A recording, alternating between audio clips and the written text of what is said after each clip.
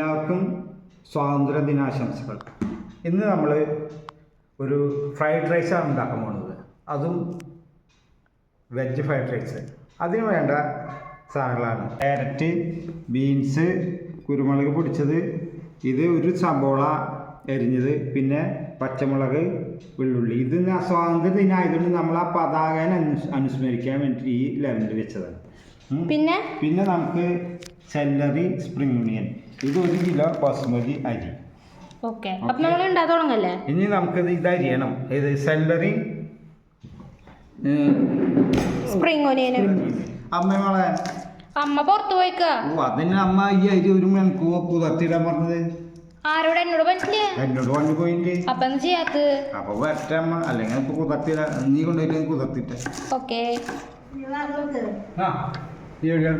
ഞാൻ അപ്പുറത്തെ വിളിച്ച ഒരമ്മായി മനുഷ്യനുണ്ടില്ലേ, അപ്പൊ എന്താ പറയാൻ വേണ്ടി ഒന്നില്ല ഞാനത് വർത്താനം പറഞ്ഞ നേരം പോയി അറിഞ്ഞിട്ട്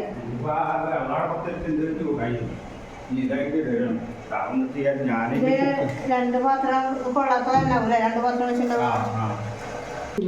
1 കിലോ അരിക്ക് 250 ക്യാരറ്റ്, 250 ബീൻസ്, പിന്നെ സെല്ലറി, സ്പ്രിംഗ് ഓണിയനും കൂടിയിട്ട് 100 ഗ്രാം ചെയ്ത് മേടിച്ചിട്ടുണ്ട്. പിന്നെ മുളക്, പച്ചമുളക് കുറച്ച്, പിന്നെ കുരുമുളക് ഉണ്ടല്ലോ, ഒരു സബോള. ഇത്ര സാധനങ്ങളാട്ടാ. നമ്മളൊരു നാടൻ രീതിയിലാണ്, നമ്മുടേതായ രീതിയിലാണ് വെക്കുന്നത്. നമ്മള് സോസ അങ്ങനത്തെ കാര്യങ്ങളൊന്നും ഉപയോഗിക്കണില്ല.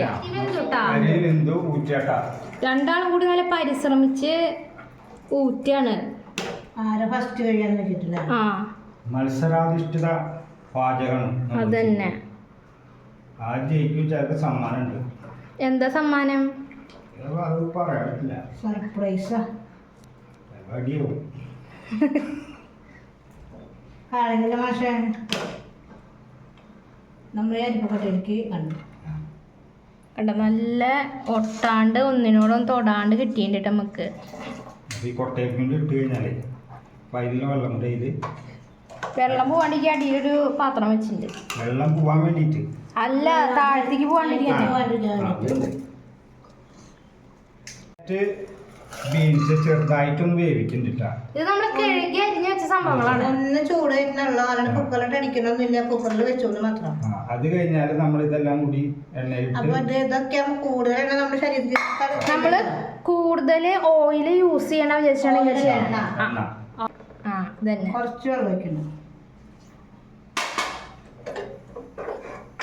കുക്കറില് വേവിക്കാൻ വെച്ച ബീൻസും അതുപോലെ ക്യാരറ്റും ചെറുതായിട്ട് വേവിക്കാൻ വെച്ചിട്ടുണ്ടാകുന്നല്ലോ. ചെറുതായിട്ടൊന്ന് വെന്തു. എണ്ണ ഒഴിച്ച് വേറെ എണ്ണ ഒന്നുമല്ല നമ്മൾ യൂസ് ചെയ്യുന്നത്. അത് കഴിഞ്ഞിട്ട് നമ്മൾ പച്ചമുളക് ഇട്ടു, വെളുത്തുള്ളി ഇട്ടു, സബോള ഇട്ടു. ഇനി നമ്മൾ സ്പ്രിംഗ് ഓണിയനും പിന്നെ എന്താ സെല്ലറിയാണ് ഇടുന്നത്. അതിന്റെ കൂടെ തന്നെ നമ്മൾ ചെറുതായിട്ടൊന്ന് വേവിച്ച് വെച്ച ബീൻസും ക്യാരറ്റും ഇടാണ് കേട്ടോ. കളർഫുള്ളായില്ലേ? ഇതിൽ ഉപ്പിട്ടിട്ട് വേവിച്ചോളൂ കേട്ടോ. ഈ ക്യാരറ്റ് ബീൻസ് നമ്മൾ ഉപ്പിട്ടിട്ട് വേവിച്ചോണ്ട്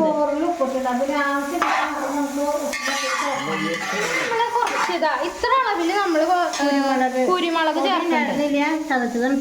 പൊടിയല്ല കേട്ടോ, നമ്മള് ചതച്ചത് ചേർക്കണം. പൊടി നമ്മുടെ ഉണ്ടായിരുന്നില്ല, അതുകൊണ്ട് അത്യാവശ്യം എരിവുണ്ടോ? പച്ചമുളക് ഇട്ടുണ്ടല്ലോ.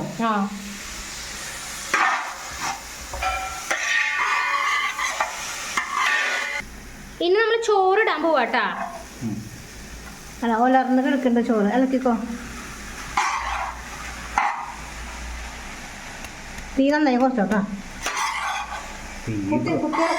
ഒരു ലെവലിൽ ഇളക്ക്, അല്ലെ കുഴയും.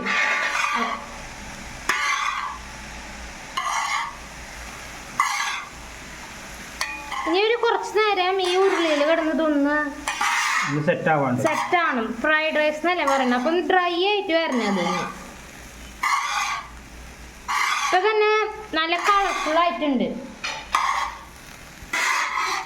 നമ്മളിതിന് വെളിച്ചെണ്ണയാണ് ഉപയോഗിക്കുന്നത്.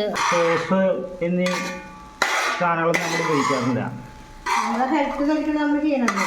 പിന്നെ വെജിറ്റബിൾസ് കൂടുതൽ ഞങ്ങൾക്ക് വെജിറ്റബിൾ കൂടുതൽ ഇഷ്ടം.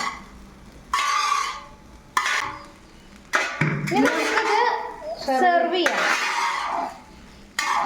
ഇത് നമ്മൾ ഇത് ഉണ്ടാക്കാൻ സിമ്പിളാണ്, പക്ഷെ നമ്മൾ സ്റ്റാർട്ട് ചെയ്യാൻ കുറച്ച് വൈകി.